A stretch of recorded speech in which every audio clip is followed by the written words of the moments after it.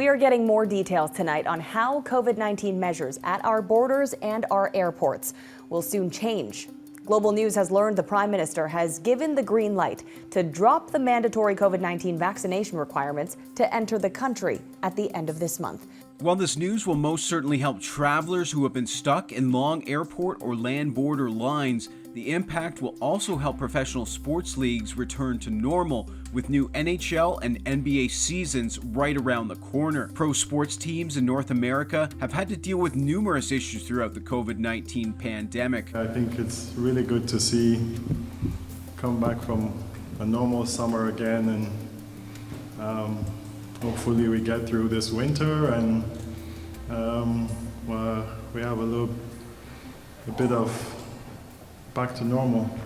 It's good to see everybody, no mask. The Toronto Raptors and Blue Jays had to relocate south of the border in 2021 when restrictions were much tighter. When the Canada-U.S. border reopened, those who weren't vaccinated for COVID were suddenly on the outside looking in. Headlines were made this past July when the Kansas City Royals had to leave 10 players who weren't vaccinated behind in the U.S. We hear about Canada's border regulations and how tough Canada is. It's exactly the same in the United States. So if the Blue Jays had unvaccinated players, which they don't, the full roster is fully vaccinated, but if they had unvaccinated players, they would have to play only road games. It's not really just a good look. MLB wants a good product on the field, and a lot of their star players aren't playing, but it's a decision they made. Ironically, one of those players, Whit Merrifield, was later traded to the Blue Jays, and he chose to take the vaccine so he could play at home with his new team. In the NHL, Detroit Red Wing Tyler Bertuzzi remained unvaccinated last season,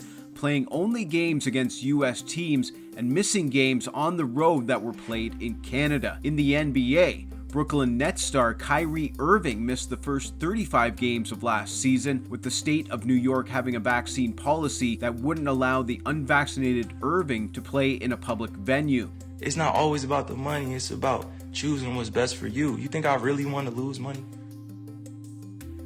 You think I really want to give up on my dream to go after a championship? You think I really just want to give up my job? The state would eventually drop its mandates and Irving would return to play at home, but the criticism from the disruption continues for the Nets, who suffered an early round playoff exit last season. With Canada looking like it will drop its mandates, all eyes will be on the Biden administration to see if they'll follow suit. But it hasn't always been border restrictions that have caused a stir when it came to vaccine mandates and sports stars. NFL star Aaron Rodgers' vaccination status became a hot topic after the quarterback voiced his opinion on vaccines last summer, calling it a personal decision. When asked by the media if he was vaccinated, Rodgers says he was immunized against COVID-19. After news broke that Rodgers tested positive for COVID last November, his vaccination status once again came under scrutiny. He clarified that he had undergone his own protocols to protect himself from COVID and denied he had lied to the media. But Rodgers has recently admitted that he did indeed mislead the media and the public on his vaccination status. Tennis star Novak Djokovic's conflict with the Australian government